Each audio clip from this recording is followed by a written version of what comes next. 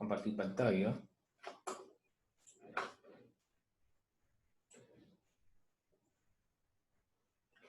Y nos habíamos quedado por acá.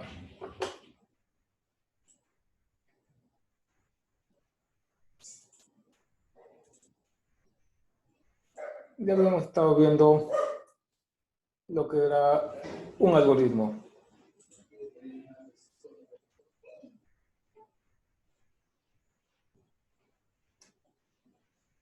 Y hubo un chat por ahí.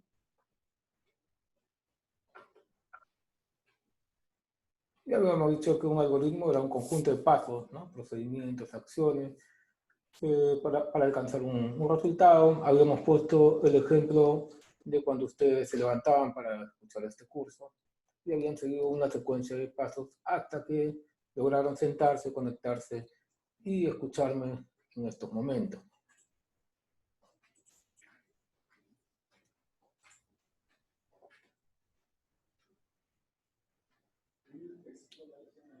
Milagro, las grabaciones le voy a pasar el enlace. Sí, le voy a pasar el enlace para que ustedes puedan verificarlos y volverlos a ver cuantas veces quieran.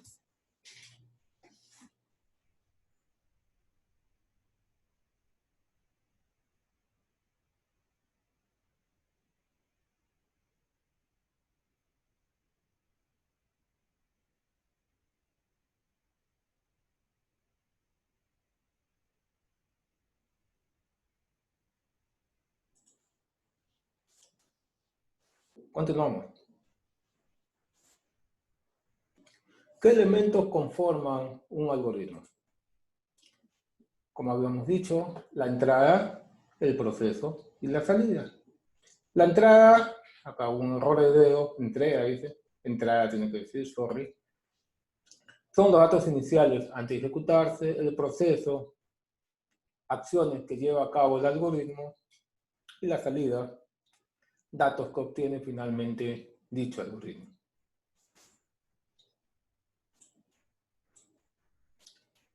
¿Qué características tienen esos algoritmos? Tiene tres características. Uno, preciso. ¿Qué quiere decir?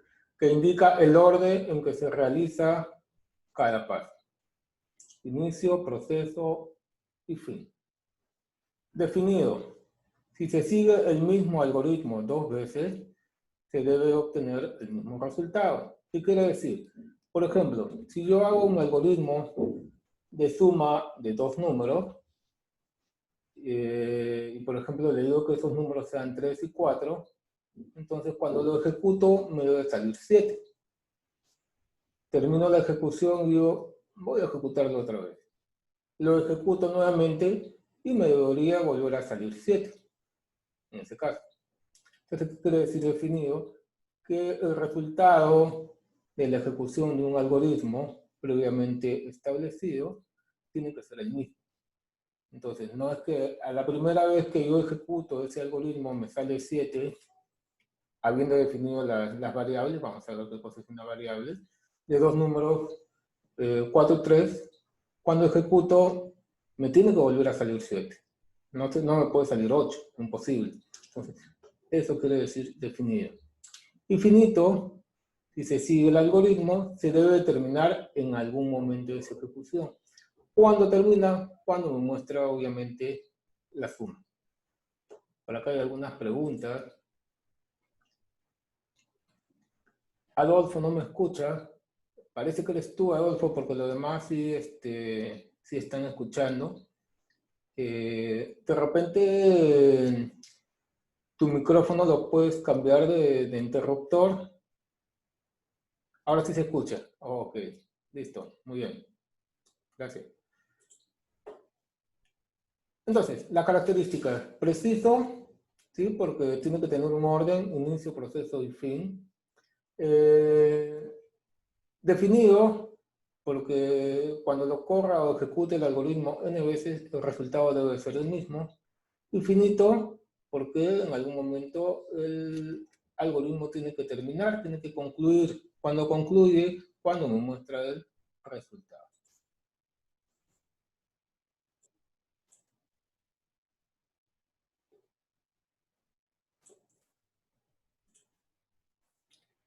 ¿Cómo los presento o cómo voy a representar ese algoritmo? Hay dos formas de representar ese algoritmo. Uno a través del pseudocódigo y otro a través de los diagramas de flujo. ¿Sí? Uno del pseudocódigo y otro a través de los diagramas de flujo. ¿Hasta aquí alguna pregunta?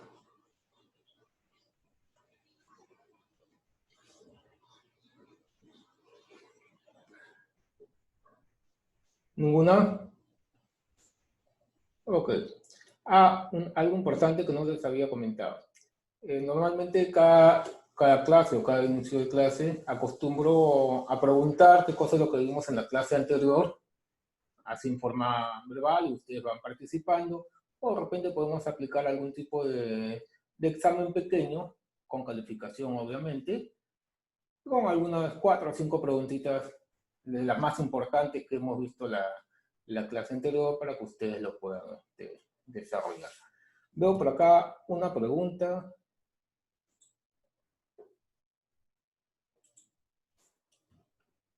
A ver acá. Dime, José, te leo.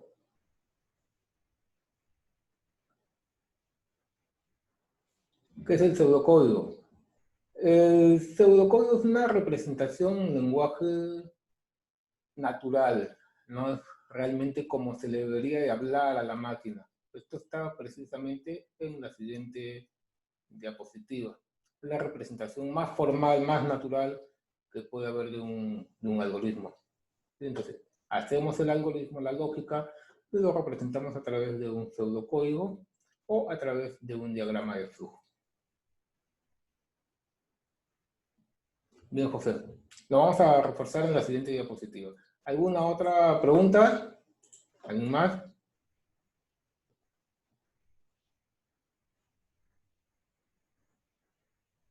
¿Ninguna? Entonces vamos, me parece que está concluye aquí. Vamos a ingresar a la siguiente diapositiva.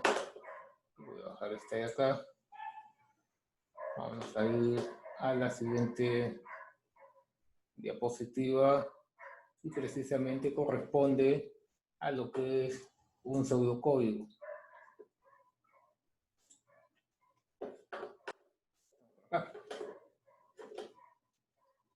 Esto es lo que le decía cuando ustedes descargan. En la diapositiva hay algunas notas en la línea de acá, en la línea de notas, que le van a permitir a ustedes pues, tener una ampliación del concepto que estamos dando en la diapo.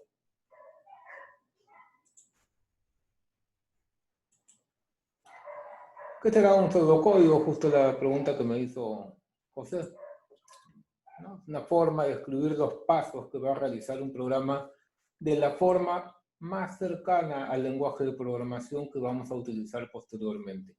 Ojo, vuelvo a repetir, el pseudocódigo representa el algoritmo.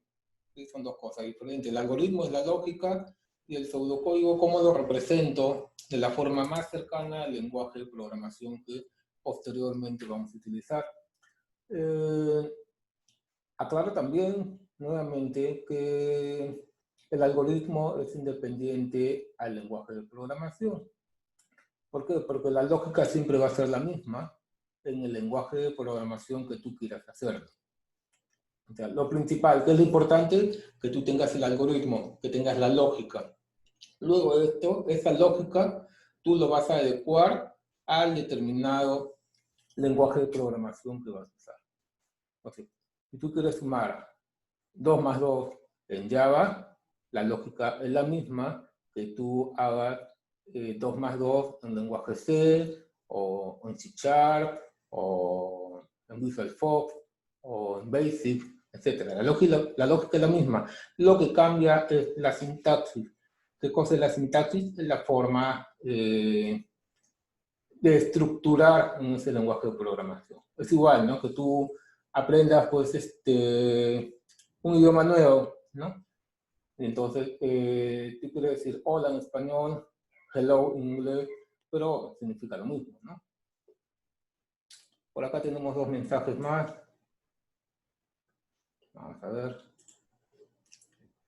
En pocas palabras, me pregunta Yafet, El pseudocódigo es el idioma en el que vamos a hablar en un lenguaje de programación. Exacto. Sí, en tus propias palabras sería lo mismo, Jafet. ¿Alguna otra pregunta?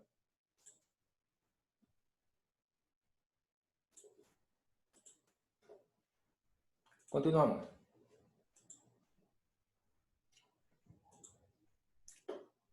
¿Cuál es el objetivo del pseudocódigo? ¿Para qué lo hago? Más que nada es para una forma de representar la solución a un algoritmo, como habíamos dicho, de la forma más detallada posible y a su vez lo más parecido posible al lenguaje que posteriormente se utilizará para la codificación del mismo.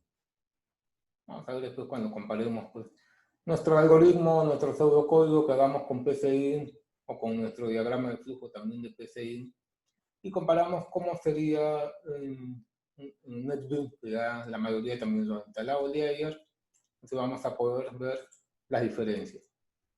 Las características de un pseudocódigo. Uno, que se puede ejecutar en un ordenador, tal como vamos a ver que lo puede hacer el PCI. Dos, es una forma de representación sencilla de utilizar y de manipular. Vamos a ver que manejar el PCI es lo más fácil que hay.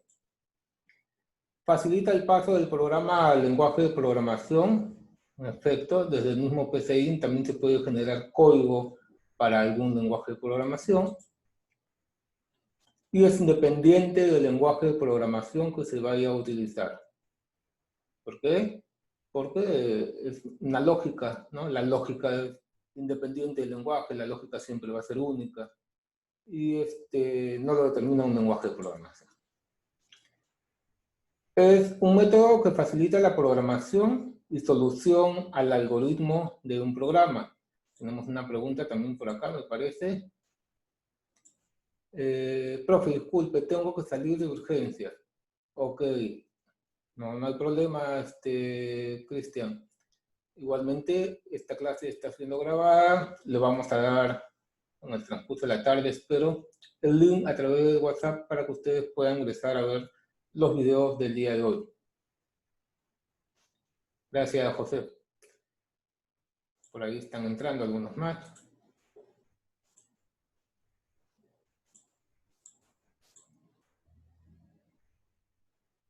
Profesor, Dime. ¿me puede repetir la anterior página? La anterior página, a ver. Hasta un ratito. Vuelva, a ver. ¿Está? ¿Por qué es independiente? Ah, ¿por qué es independiente? Porque, por ejemplo, tú haces tu algoritmo 2 más 2, 4, ¿no? Entonces, ¿cómo es el algoritmo? Vas a tener que declarar dos variables, una variable que te indique el primer número, otra variable que te indique el segundo número, luego tienes un proceso en el cual vas a sumar número 1 más número 2, me da un resultado, lo almaceno en una variable y luego lo muestro. Entonces, ese algoritmo pseudocódigo que tú has hecho lo puedes representar en Java, lo puedes representar en lenguaje C y en cualquier otro lenguaje de programación que tú quieras. Pero la lógica va a ser lo mismo, igual vas a tener que tener dos valores, vas a tener que hacer... La lógica va a ser la misma al final de todo. La lógica va a ser la misma. Entonces, Muchas lo gracias. más importante para programar es tu lógica. Luego te ocupas de aprender cómo es la sintaxis del lenguaje de programación. ¿Listo? Muchas gracias, profesor. Listo. Ok, las partes de un pseudocódigo. Inicio, instrucciones y el fin. Entrada, proceso y salida. Es lo mismo, pero con otro nombre. ¿Hasta aquí alguna pregunta?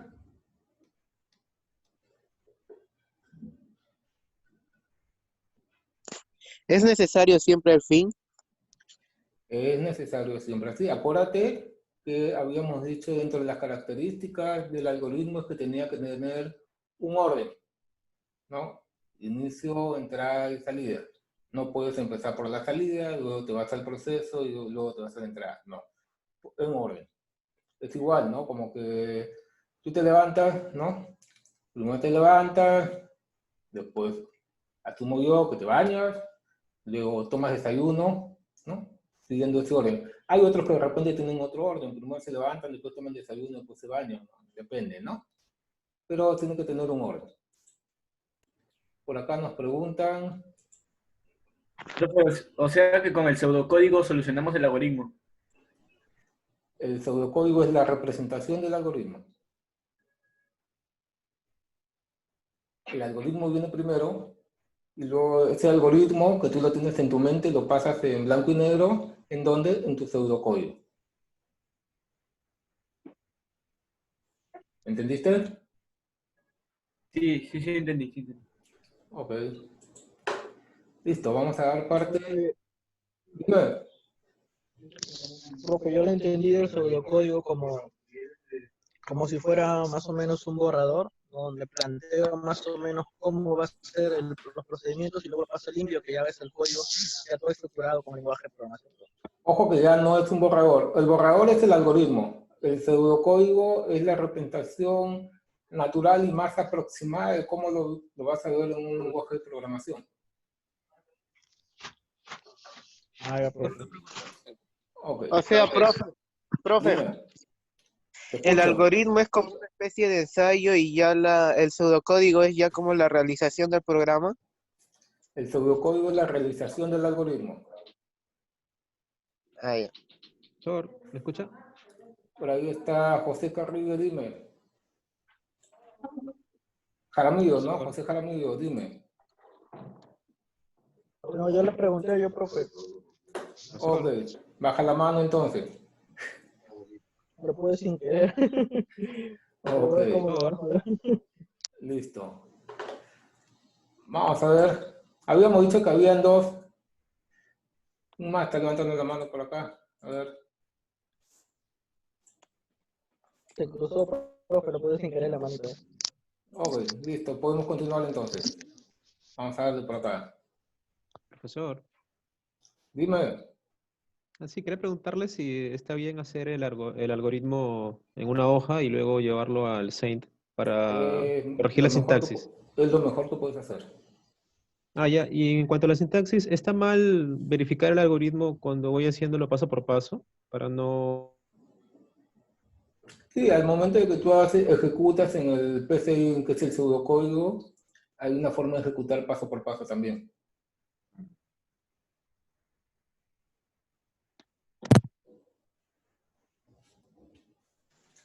Bien, ahora sí. ¿Alguna otra pregunta?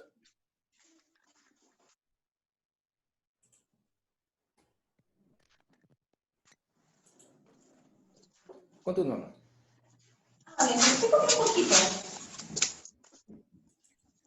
Habíamos dicho que había dos formas de representar un algoritmo. Uno es a través del pseudocódigo y otro es a través de un diagrama de flujo de datos. Entonces, ¿qué es un diagrama de flujo? Otra forma de representación, pero un poco más gráfica. El pseudocódigo es un poco más duro, o sea, es código, ¿no? Pero el diagrama de flujo es un poco más gráfico. Tiene una representación, bueno, muestra gráficamente los pasos, procesos a seguir, etc. Tiene una representación o simbología, y es la siguiente. La primera, que es este de acá, me representa el inicio y me representa el final de un algoritmo, o la representación de lo que estoy haciendo. La segunda es cuando voy a ingresar valores. Esta es lectura. Esta es lectura cuando ingreso valores. La tercera es el proceso. Por ejemplo, acá sería, si quiero sumar dos números, acá sería inicio, acá pondría A, B, que serían los dos números, y de pasar le podría declarar que son de tipo entero. ¿Sí? Ahora vamos a ver los tipos de datos también. Y acá le diría suma es igual a A más B. Inicio, captura de valores, proceso. Este de acá me representa la condicional. Normalmente utilizamos condicional. Si es que se cumple algo, hacemos algo. Y que si es que este algo no se cumple, hacemos otra cosa. Es como, por ejemplo, lo que hacemos todos los días, ¿no? Estamos, no sé, vamos a retroceder un poco, unos 70 días antes de que, 70 hasta más creo, antes de que pase esto, y nosotros pues salíamos a comprar algo o salíamos a visitar a alguien, entonces teníamos que tomar un bus, ¿no? Entonces, supongamos porque estamos mucho, no tenemos para taxi, tenemos que tomar micro tranquilamente, entonces tengo dos opciones. Tomar un metropolitano o tomar un bus cualquiera, o tomar vamos a poner un bus cualquiera. Y entonces yo digo, no, si el metropolitano demora mucho, o cambiar la pregunta. Si el micro está lleno, si el micro está lleno, o si el micro está vacío, debería ser la pregunta. ¿El micro está vacío? Sí, si el micro está vacío, lo tomo. Y si no está vacío, pues me voy a tomar el metropolitano. Así funciona esta decisión. Está representado por un rombo. Por acá alguien me estuvo preguntando, lo hice esperar un poquito. ¿Quién es?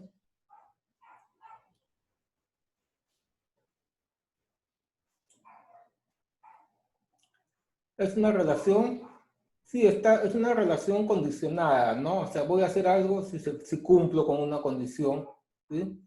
Pero si no cumplo con esa condición, también voy a hacer algo. Entonces, tengo dos caminos para escoger. También tú me dirás, profe, pero si tengo más de dos caminos, ok, tengo la siguiente forma. Este de acá. Entonces, tengo más casos. Entonces, yo diría, en caso de que cumpla el caso 1, cumple el caso 2, cumple el caso 3 o haga el caso 4. Por ejemplo, tengo para tomar taxi, tengo para tomar colectivo, tengo para tomar bus y tengo para tomar metropolitano. Entonces, en caso de que tenga dinero suficiente, tomo un taxi. En caso de que esté muy apurado y no hay taxis, puedo tomar el metropolitano. En caso de que de repente no tenga mucho dinero, pero puedo gastar en un colectivo, tomo el colectivo. En caso de que estoy aguja, hoy día no tengo plata, la justa para el pasaje, saco un combi nomás, ¿no? Como dicen criolladamente. Entonces, acá tengo para escoger, ¿no? Varios tipos de casos, entre uno de ellos, acorde a una condición dada, a una condición. Por acá me están preguntando.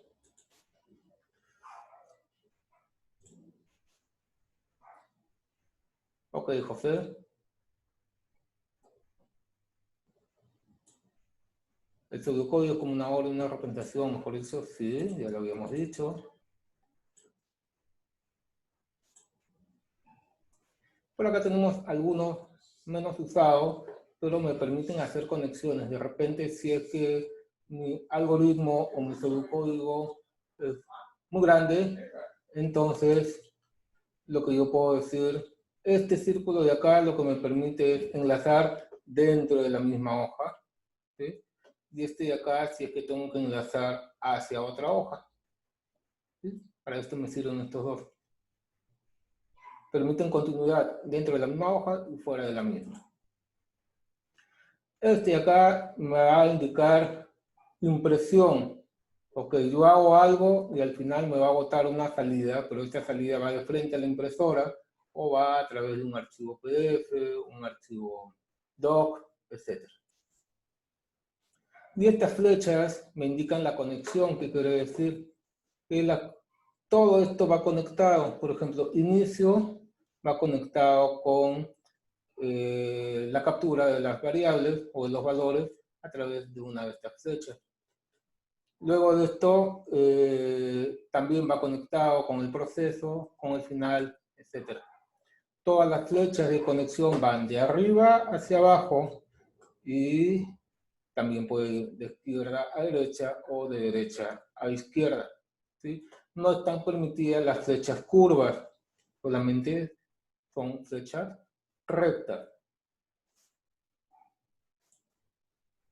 Las reglas para la construcción de estos diagramas de flujo, nos quedan 10 minutitos. Todo diagrama de flujo debe tener un inicio y un final, de cajón, no puede quedar abierto. Las líneas utilizadas para indicar la dirección del flujo del diagrama deben ser rectas, verticales y horizontales, no pueden ser oblicuas, no pueden ser circulares, nada. El diagrama de flujo debe ser construido de arriba hacia abajo y de izquierda a derecha. La notación utilizada en el diagrama de flujo debe ser independiente del lenguaje de programación, igual que los pseudocódigos, igual que el algoritmo. Preguntas hasta acá.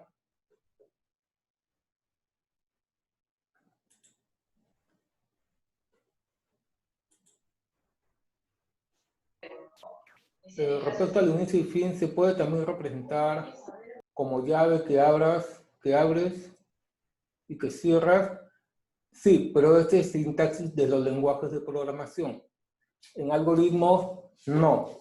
En algoritmos se representa, en este caso, de pseudocódigo a través del símbolo que hemos visto en la... Caramba, la gente habla y habla. En el dibujo o en la representación que hemos visto en la parte anterior. En PCIN, en la parte de pseudocódigo, se representa con inicio y con fin, con la palabra inicio y con la palabra final. ¿Alguna otra pregunta? Profesor, una pregunta. Dime. Acerca de la notación utilizada, ¿puede explicar eso de nuevo? ¿Cuál? La última parte, donde dice la notación utilizada en el diagrama de flujo. Ok, la notación utilizada en el diagrama de flujo debe ser independiente del lenguaje de programación. Como te digo, el diagrama de flujo y los pseudocódigos hacen una representación del algoritmo. El algoritmo es único.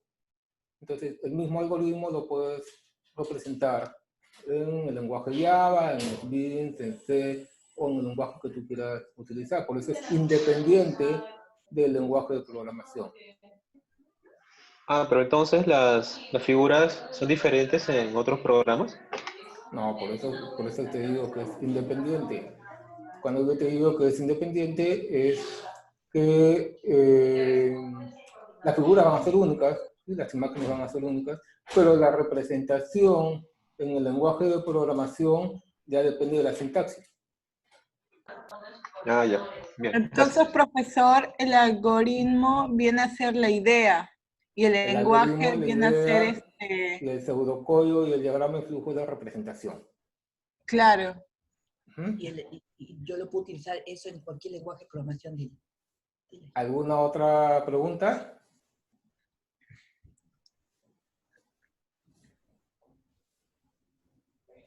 Profe, yo lo puedo utilizar el algoritmo en cualquier lenguaje de programación. Claro. Tu idea es la misma para cualquier lenguaje de programación.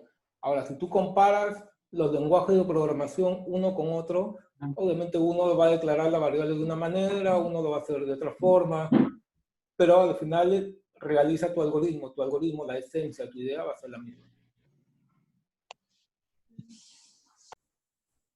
Ok, gracias, profesor. ¿Listo? Hay una pregunta más por aquí. Exactamente, sí. José, lo que cambia es la sintaxis. Delgado.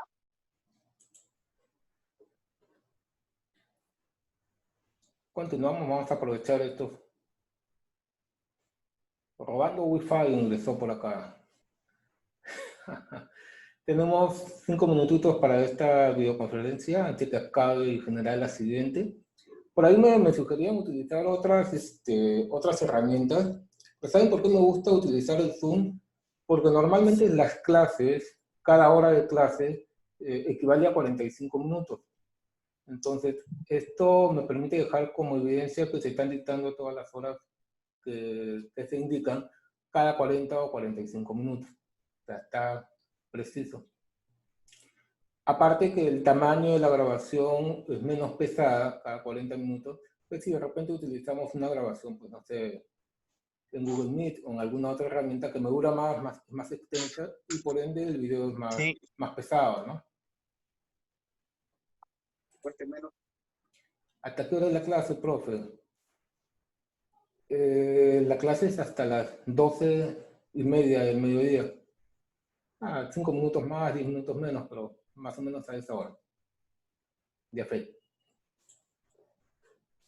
No creo, Jafet, que en ese tiempo te vayan a pescar que estés robando Wi-Fi, ¿no? O internet. Ok. Gracias. Lo van a pescar, profe. Van a pescar. Listo, continuamos con la clase. No hagamos caso a los que están haciendo broma. Listo, continuamos. A ver, ¿qué más? El Lozada entró por ahí. Vamos a continuar. La última regla. No puede llegar más de una línea a un símbolo. O sea, por ejemplo, en el inicio solamente hay una línea de comunicación entre cada uno de los símbolos. O sea, de un símbolo a otro no pueden pasar 2 líneas, por ejemplo, solamente una.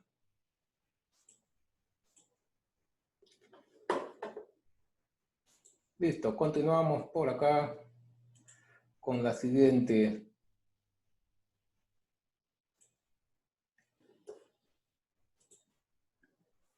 Vamos a ver lo que son tipos de datos.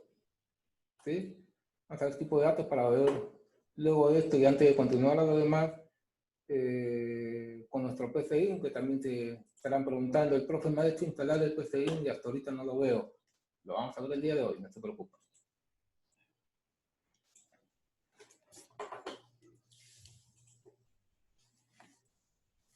Vamos a ver hoy día también lo que son tipos de datos. Entonces, vamos a recordar un poquito la parte matemática, ya que en nuestros pseudocódigos, en nuestros algoritmos, vamos a hacer representaciones matemáticas. Entonces, para eso tenemos el mundo de los enteros, ¿sí? Recordando un poquito, son los números que no tienen punto decimal, ¿sí? Enteros, por eso se llama. Tenemos los números con decimales, o los floats, que se conocen acá, o los reales, también. Tenemos los tipos caracteres o los tipos texto. Y también tenemos los tipos binarios, que se representa por verdadero o falsos, todos, o por true o false, o ceros y unos. ¿Sí? Nos acordamos un poco de lo que hemos visto en el colegio en lógica. ¿Sí? Los ceros y unos, o los verdaderos y falsos, también se manejan acá en la parte de programación. Primero vamos a ver qué cosa es un dato, ¿no?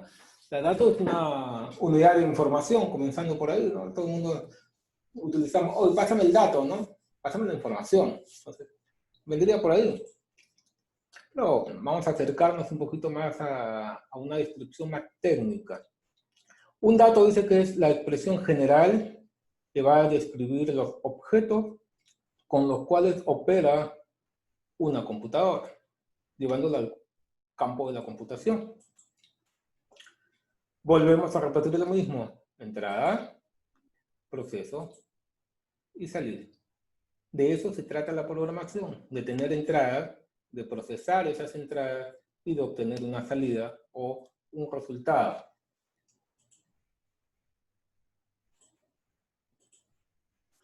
¿Qué tipo de datos tenemos? Como habíamos dicho al inicio de esta diapositiva, que el tipo de dato es un atributo de los datos.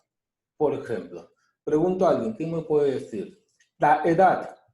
La edad es un dato, ¿no? Si yo le pregunto a cualquiera de ustedes qué edad tiene, vamos a preguntarle a alguien por aquí, y le pregunto, por ejemplo, a Jafet. Jafet, ¿estás por ahí? Profe, ya se va a acabar la clase. Nos queda un minuto. Listo, voy a generar una nueva videoconferencia. Gracias, volvemos en menos de 5 minutos. La otra llamada le pregunta, profe. Listo, de esta manera.